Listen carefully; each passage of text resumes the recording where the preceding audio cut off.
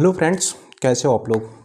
दोस्तों, आज की न्यूज़ में आपने सुना होगा कि इन्फोसिस ने अराउंड 40 to 45 ट्रेनिंग को फिर से उन्होंने टर्मिनेट कर दिया।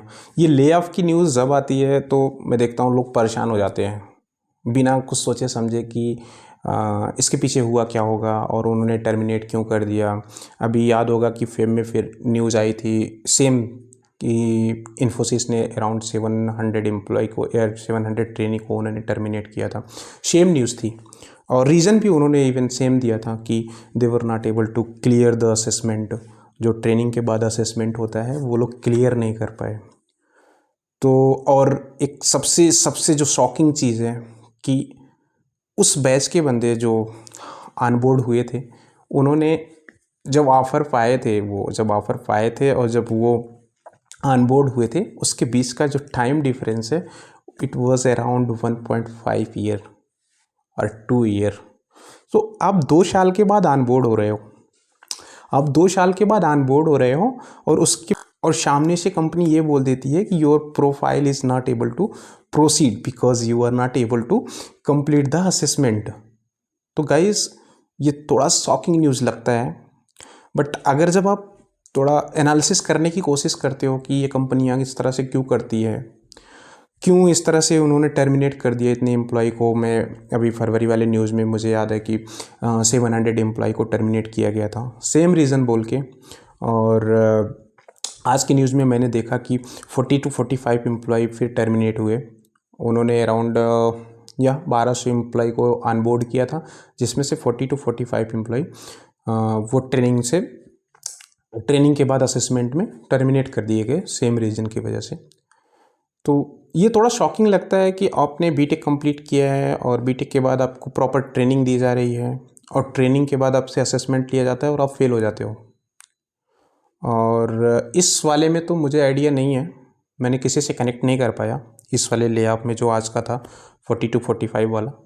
बट हाँ, जब 700 वाला ले ऑफ हुआ था तो उस टाइम मैंने एक बंदे से कनेक्ट किया था, मेरी मतलब बात हुई थी कि उन्होंने 700 एम्प्लॉय को कैसे टर्मिनेट किया और रीज़न क्या था प्रॉपर, क्योंकि वो उसी बैच का बंदा था और उसने असेसमेंट क्लियर किया था और वो ऑन बोर्ड हुआ था, ट्रेनिंग हुई, असेसमेंट क्लियर किया।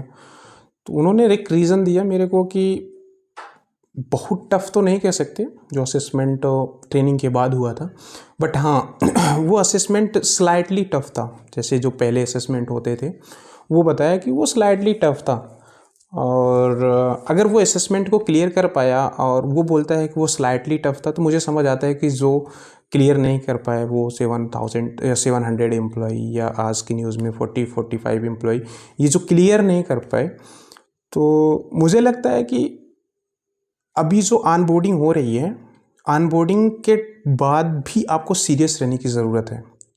ऑनबोर्डिंग के बाद आप सीरियस रहो, आप ट्रेनिंग कंप्लीट करो प्रॉपरली, और जो असेसमेंट हो रहे हैं उसको भी आप सीरियस लो।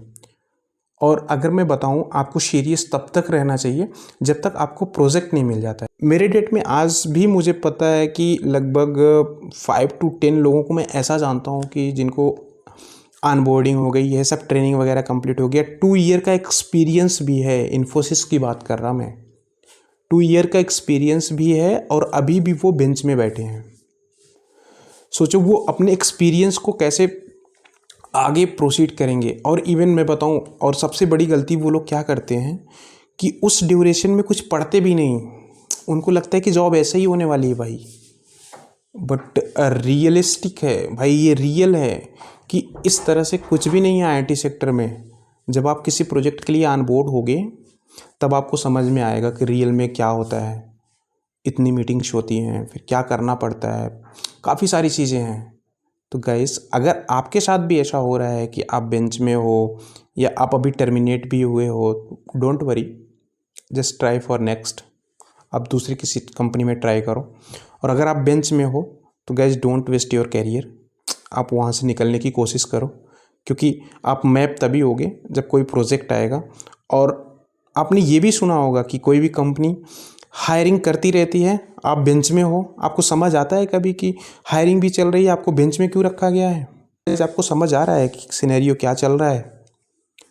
जब भी कोई प्रोजेक्ट में ओपनिंग आती है, जब भी प्रोजेक्ट में ज़रूरत होती है बंदों की, तुरंत ओपनिंग आ जाती है, बंदे हायर होते हैं, उनको मैप कर दिया जाता है प्रोजेक्ट में, बट आपको वैसा का वैसा रखा जाता है, आप बेंच में ही बने रहते हो। Don't spoil, don't waste your career, वहाँ से निकलो, इंटरव्यूज़ दो, अदर कंपनी में इंटरव्यू दो। कोई ज़रूरी थोड़ी है आप बेंच में बैठोगे, your career will be best only. आपको अगर लगता होगा कि इतना आसान है आईटी सेक्टर में जॉब करते रहो, अभी कुछ नहीं करना पड़ रहा है, बेंच में आए गए बैठे हो, भाई उनका कुछ नहीं जाएगा। 1-2 साल 3 साल सैलरी पाओगे और उसके बाद आपका कैरियर का लगने वाला है। Be aware with this and हमारे चैनल को सब्सक्राइब करो।